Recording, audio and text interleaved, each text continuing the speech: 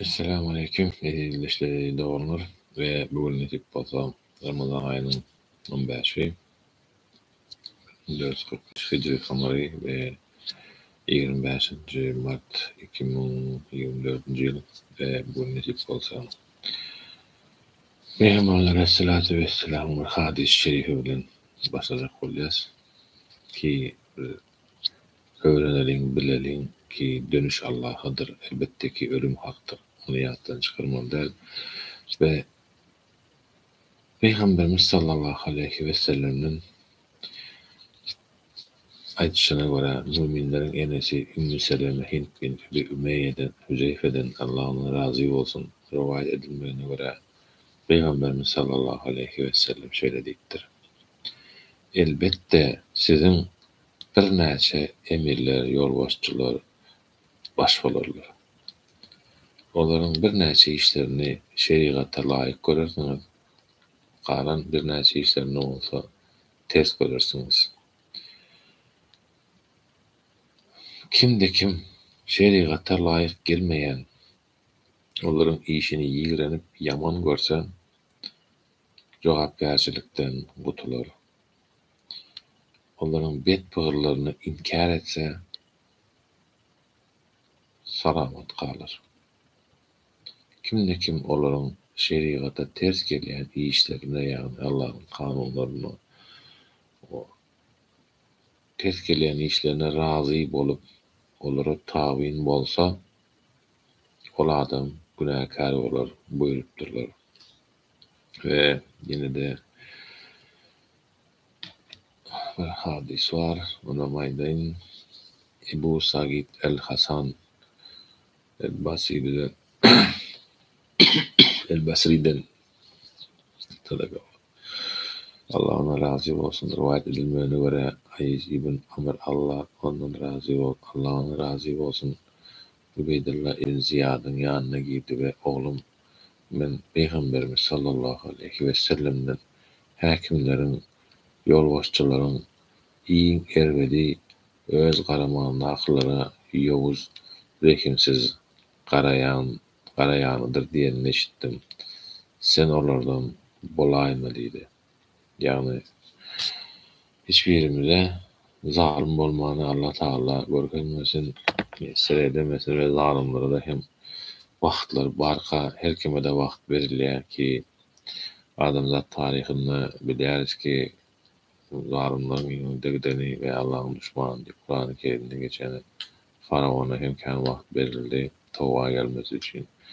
Biz hem bu günü sabır edenlerden bolalyk diýäs ve yine de hareketlerimize devam edýäs. İslesegem, islemesegem şu siyasi hareketlere biz girmeli. Näçe ağzımıza kosamam yani elbette ki siyasi hareketlerin yanı sıra biz hem dama kalbimize imanı oyanmaya çağırmalı. Allah bizi sevgili bendelerinden eylesin inşallah ve bugün nasip edenden Kur'an-ı Kerim'in 25. suresi Furkan suresini 40 aylı manisine seledelim. Allah Teala bize nemeler nasihat ediyor. Furkan suresi Mekke'de inen sürelerden ol 77 ayetten varattır. Sürenin adı ilkinci ayette azalyan Furkan sözünden gelip çıkýar. Onun manisi haky batyldan tapawutlandyrjy yani hak Allah'dır, batıl hem oylaryny tapılan toslamadır yani yalandır. Diýmek bolup Kur'anyň hakykaty galpdan inkari imandan aýyl saýl edýändigini aňladýar. İnkari sürede ilahi wahy we peýgamberlik arkaly kafirlaryň aýdýan zatlarynyň batyldygy Kur'an-ı Kerim'e uyanlaryň ruhu taýdan beýgeljekdikleri, durmuşlarynyň oňyn tarapa özgerijekdikleri barada aýdylýar. Rahman ve Rahim olan Mehriban ve Rahim şefaatli Allah'ın adı bilen. Bismillahirrahmanirrahim. Alemlere duydurucu bolsun diye Furkan'ı, Kur'an'ı öz bendesine indiren Allah ören beyiktir. Asmanların ve yerin iyiçiligi, hükümdarlığı ona değişildir. Ol özüne perzent edinen däldir ve onun eýçiliginde hökümdarlygyna hiç hili şärigi ýokdur. Ol ähli zady ýokdan bar edip olara şekil nizam berip her zadyň ýazgydyny keskitlendir. Olar, ýani kapyrlar, Allah'dan özge hiçbir zady yaratmadyk. Gaýta özleri yaradylan, özlerine ziyan ýa-da peýda bermäge güýji bolmadyk. Şeýle-de öldürmäge, diriltmäge we ölümden soň täzeden diriltmäge başarnygy bolmadyk hudaýlar edindiler. İnkar edenler bu onun Muhammedin aleyhissalatu vesselam'ı toslamasından başka zat däldir. Onu özlerinin bolmadyk başka bir kowum kömek edendir diýdiler.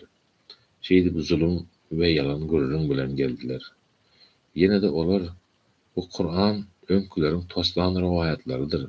Ol Muhammed aleyhissalatu vesselam onu başka birine yazdyrypdyr. Bu ona ertel akşam okulyandyr, öwredilýändir diýdiler. Sen hem aýt, ony asmanlardaky we ýerdäki ähli gizlin zatlary bilýän Allah indirdi. Taqiq ol bağışlayıcıdır, rehim şefaatlıdır. Yine de olar o nähili peygamber nahary ýer ve bazarlarda aýlanýar. Ona bir perişte ýerilip onun ýanynda duýdurujy bolsady, ýa-da ona bir hazina berilsedi, ýa-da miwelerden ýer ýaly bir bakçasy bolsady diýdiler. Şeýle hem zalimler siz diňe jadylanan adamy eýerýärsiňiz diýdiler. Gör, olar sen barada nähili misallar getirdiler. Şeýdip hem ýoldan çykdylar. Indi olar dogry ýoly tapyp bilmezler. İslese senin üçin mundan olaryň aýdýan bakçasyndan has haýyrlysyny aşağından deryalar akyan cennetleri döretjek ve senin üçin köşkler yaratjak Allah ören beýikdir. Olar kıyamaty hem yalan hasapladylar. Biz hem kıyamaty yalan hasaplananlara alawly ody taýarlap goýdyk. Olar uzakdan dozaky göremlerinde olar onun gaharly hıngıranyşyny ve çaltlyk bilen gaýnap demurşyny eşiderler.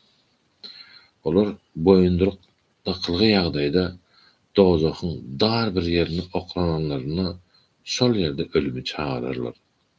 Olara bugün siz bir gezek ýok bolmagy, ölümi islemäň, eýsen köp gezek ýok bolmagy, ölümi isleň diýler. Sen olara bu has haýyrlymy ýa-da takwa kişilere wada berilen ebedi cennet haýyrlymy? Bu olar üçin bir sylagdyr ve meskendir diýip aýt. Ol ýerde olara gömürleriniň isleň zatlary bardyr. Olar ol ýerde ebedi bolarlar we Perwerdigarnyň beren wadasydyr. Ol kıyamet günü senin Perwerdigaryň olary we Allah'dan başga gulluk edýän zatlaryny bir ýere jemler. Soň hem olara şu kullarymı siz ýoldan çykardyňyzmy ýa-da olaryň özleri ýoldan çykdymy diýler. Şonda olar sen ähli zatdan päksin, senden başga dostlar, hostarlar edinmek bize yaraşmaz. Yani sen olara ve ata-babalaryna bimeşwer nygmat mümkinçilik berdin. Soň hem olar seni ýatlamagy unutdular. Şeýdip olar helakçilere laýyk kowum boldular diýerler. Onda olara yüzlenip ine sizin ibadet edýän zatlaryňyz, sizin aýdýan zatlaryňyz da sizi ýalançy edip goýdular. Indi siz azabyňyzy ýzyna öwrüp bilmersiňiz. Kömek himayet hem alyp bilmersiňiz. Eger hakykat beýan edilenden soň içiňizden biri Allah şärik goşup zulüm edaýsa, ona uly azap dağdırarız diýildi. Senden öňkü iýeren peýgamberimiz hem tagym ýerdiler. Bazılarda hem aýlanýardylar. Biz siz bir-birlerinize synak etip goýduk. Biz sizi bir-birlerinize synak etip goýduk. Göreli bakaly sabır edýän ikaniz. Senin Perwerdigaryň ähli zady görýändir. Bize kowuşmagy umyt etmeýänler. Bize bir perişte iýerilsedi ýa-da Perwerdigarymyzy görsedik diýerler. Olar şeýdip öz ýanlaryny ulumsuradylar we ören azdylar. Olaryň perişteleri görjek günlerini ýatlaň. Şol günne günäkärlere hiç hili hoş habar bolmaz we perişteler olara size hoş habar eşitmek gadaganda diýerler. Biz olaryň kapyrlaryň işleýän her bir amalyny serpilen tozana döndüreriz. Ýagny hakyky kabul etmedik adamyň ýagşylyklary ýele sowurlar. Ol gün cennetleriň galjak yerleri has haýyrlydyr. Cennetlilerin galjak yerleri has haýyrlydyr we dynç aljak yerleri iň gowy ýerdir.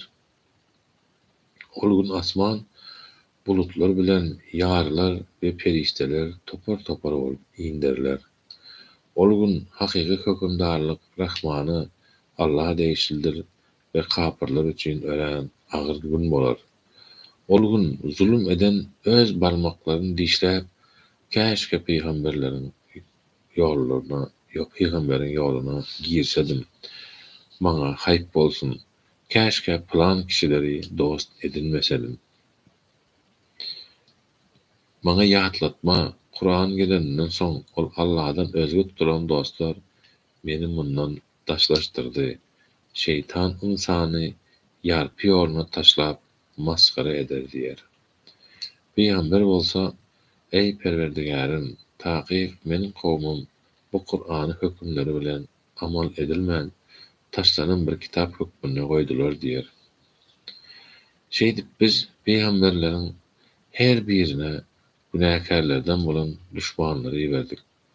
Günäkärlerden bolan düşmanlary berdik.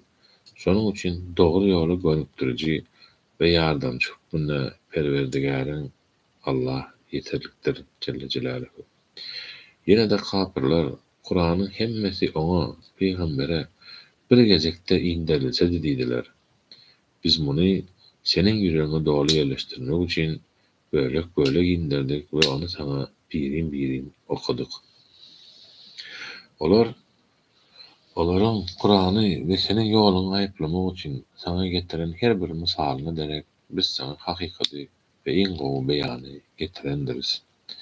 Olar ýüzünligine dowzaga tarap sürilip jemlenjek, yerleri iň erwet ýollary bolsa iň egri bolan kişilerdir.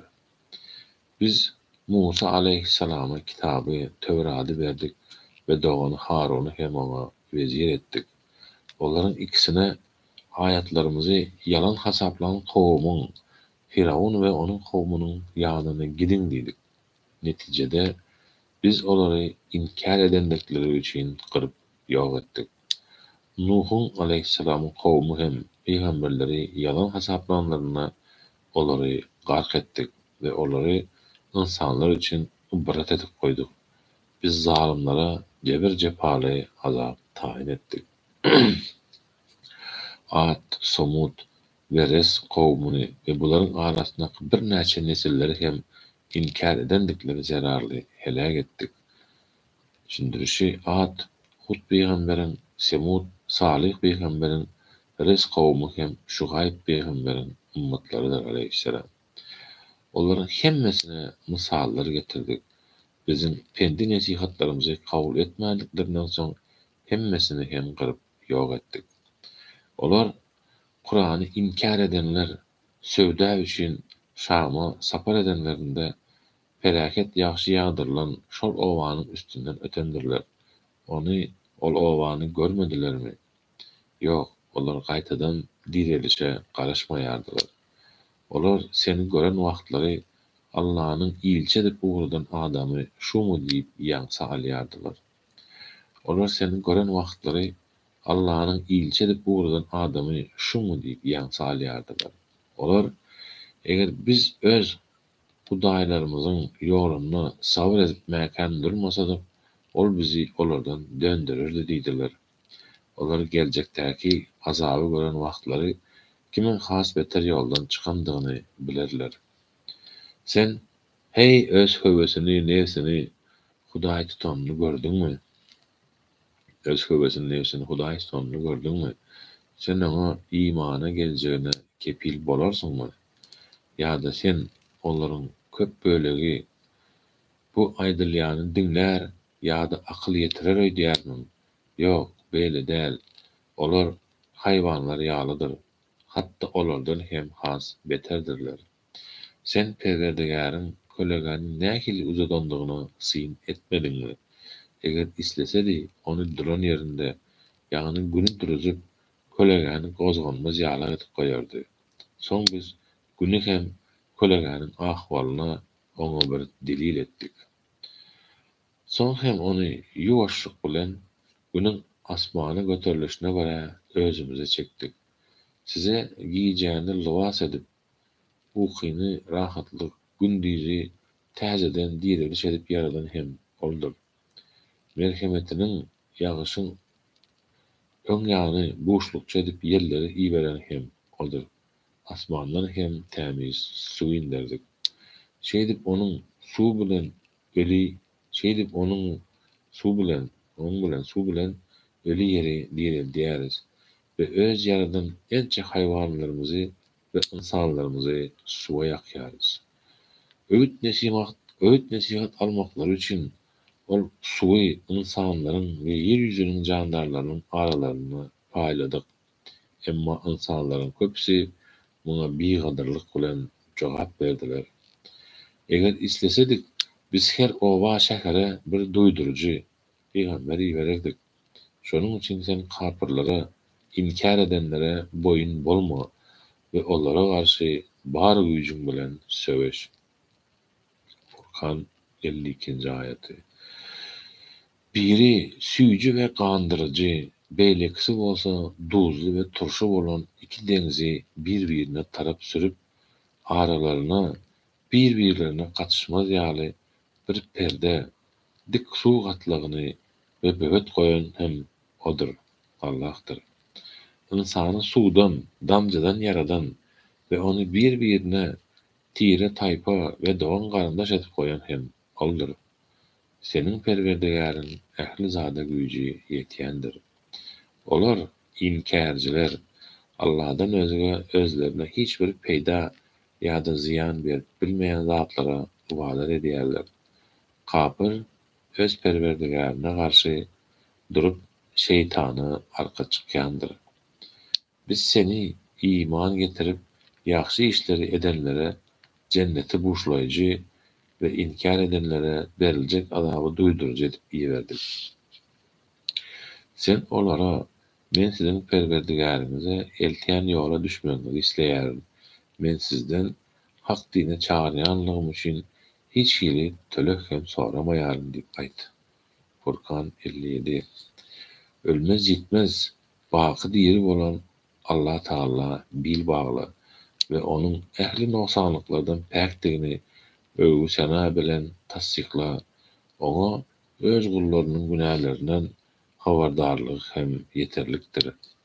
Asmanlary, ýeri we ikisiniň arasyndakyları 6 günde ýaradyp, soň hem özüne münasip görnüşde öz arşyna ornaşan Rahman Allah'dır. Muny ýeketek habardardan Allah'nyň gözünden sonra. Olara Rahman Allah üçin secde edin diýende olar Rahman Allah kim? Biz senin bize buyruk beren zatlaryna secde ederismi? Diýdiler we bu olaryň ýigrenjini arttyrdy. Asmanda ýyldyzlar toparyny yaradan we onda çıragy, güni we nurly aýy ýerleşdiren Allah nähili beýikdir. Öwüd almak ýa-da şükür etmek isleýän adamlar üçin giýje bilen gündüzi bir-biriniň izine tirken hem odur. Allah'ın bendeleri yerin yüzünde ağırıslık bilen yürerler. Özlerine nadanlar söz katanlarına olsa olara dine salamat bolun diyer geçerler. Olar giycelerini özlerinin Perwerdigärine secde edip ve ayak üstünde dik durup ibadet bilen geçirerler. Olar ey Perwerdigärimiz dozak azabyny bizden sow, çünkü onun azaby elhençdir. Elhençdir. Ol yer mesken tutulmagy we yerleşmegi üçin nähil erwet ýerdir diýerler. Olar sarp edenlerine içirip hem de kıskançlık etmezler. İkisinin arasında orta yolu tutarlar. Olar Allah'ın ýany bilen başga bir Hudaýa ýalbarmazlar. Allah'ın almagyny haram eden janyny nähak yere öldürmezler ve zina etmezler. Eger kim buları edaysa günahlarının cezalarını tapar. Kıyamet günü onun azabı hasta arttırılar ve kemsidilen ýagdaýda azabın içinde müdim galar. Emma tövbe edip iman getirenler hem de ýaxşy işler edenler beýle azaba duçar bolmazlar. Olar öz günahlarını ýaxşylyklary bilen çalşanlardır. Allah bağışlayıcıdır, rahim şefaatlidir. Kim tövbe edip ýaxşy işler eden bolsa, Allah'ın huzuruna tövbesi kabul edilen ýagdaýda dolan barar. Olar yalana şaýatlyk etmezler. Yerliksiz sözlere duş gelenlerine bolsa agyryslyk bilen geçip giderler. Olar özlerine Perwerdigäriň aýatlary bilen nesihat edilenlerinde olara kulagy eşitmeýänler ve gözleri görmeýänler ýaly çemeleşmezler. Şeýle hem olar, ey Perwerdigärimiz, bize ayarlarımızdan ve perzentlerimizden gözlerinin göreceği ýaly boljak kişileri nesip et, hem de bizi takvaların öňüne çekýänlerden eýle diýerler. Olar sabır edýändikleri sebäpli cennetin kaçan köşkleri bilen sylaglanarlar ve ol ýerde salamatlyk bilen garşylanarlar. Olar ol ýerde hemişelik galarlar. Olar ol ýerde hemişelik galarlar. Ol ýerde mesken tutulup yerleşmek üçin nähili ajaýyp gözel ýerdir. Ey Muhammed aleyhissalatu vesselam, sen olara, eger sizin dilek dualaryňyz, tagat ibadatlaryňyz bolmasa, Perwerdigärim size näme üçin ähmiýet bersin? Siz Peýgamberiň özüňize habar beren zadyny doly yalan hasapladyňyz. Şonuň üçin hem azap sizin ýakaňyzy hiç haçan goýbermez diýip aýt. Ve Sadakallahul azim. Subhane rabbike rabbil izzati amma yasifun. Vesselamü velhamdülillahi rabbil alamin. Allahümme salli ala seyyidina Muhammed ve ala ali seyyidina Muhammed kema sallaita ala seyyidina İbrahim ve ala ali seyyidina Muhammed ve barik ala seyyidina Muhammed ve ala ali seyyidina Muhammed kema barakta ala seyyidina İbrahim ve ala ali Rabbena hasen ve fil ahireti hasen ve qina azaben-nar. Rabbena ighfir li walidayya wa lil insan rahmetika ya arhamar rahimin. Allahümme inna eseleke manen daime ve eseleke kalben haşe ve eseleke ilmen nafi ve eseleke sadari. Amin afiye ve eseleke devam afiye ve eseleke şükürler. Rabbena atina fid dunya haseneten ve fil ahireti haseneten ve qina azaben-nar. Allahümme eşkil zalimine bil zalimin ve ehdina beynehim salimin. Ya Allahümme sen bizim dualarımızı kabul eyle. Okuran Furkan suresinden hem doğru manını çıkarıp kalbimize yerleştirip şol amal etmekden ve sana layık bir bende olmakımızı nasip eyle. Yurdumuzda diri yetim, diri dul, diri yesir kalmasın, maşgaralar kovuşsun, zalim sultan yok olsun. Allah'ın izni bilen, halkın ağzı birliği bilen halkımıza, milletimize, ümmeti Muhammed'e iman ver, ağzı birlik ver, celislik ver, zalime karşı gayret ver. Allahümme salli ala seyyidina Muhammed ve ala ali seyyidina Muhammed. Rabbena atina fid dunya haseneten ve fil ahireti haseneten ve qina azaben-nar. Rahmetke arhamar rahimin. Elhamdülillahi rabbil alamin. Allah can kabul eylesin. Siz de özünüze gowut edin ezildeşler. Sağ olun, bar olun. Aramızda her türlü niyetli adamlar bardır. Onlara da aldırış etmeyelim yönede elbette ki hoşherken bolalım. Çukura, kazan çukurlarına yanmışlar, çukurlarına yakın otlarına düşmeyelim. Çünkü biliyoruz ki Allah Teala özüne iman eden, özüne inanyan bendesini koruyandır, koruyacaktır ve gelecekte de her türlü yardımda olacaktır. Zalime karşı, zalim sultana karşı hak söz aytıp bilecek kudreti, imanı bize versin inşallah emmemize ve işlerimizi hayırlı eylesin. Kıyın bir yolda bize üstünlük bilen çıkmamızı nasip eylesin. Onların elbet niyetlerine, elbet planlarına, tuzaklarına karşı Allah Teala özü olara tuzak we plan gurar. Allah Taala'nın tuzagy we plany zalymlaryň tuzagyny we planyndan üstündür. Allah Taala özü biziň ählimizi gorasyn, sagaman ýurdumyzda awy bilen ýaşamaklygy, köpçüligiň içine gezmekligi, emri bil maruf, nehy anil münkeri dowam etdirip bilmekligi we başaryp bilsek dünýä hem ýaýmaklygymyzy meýser eylesin inşallah. Allaha emanet bolunuz.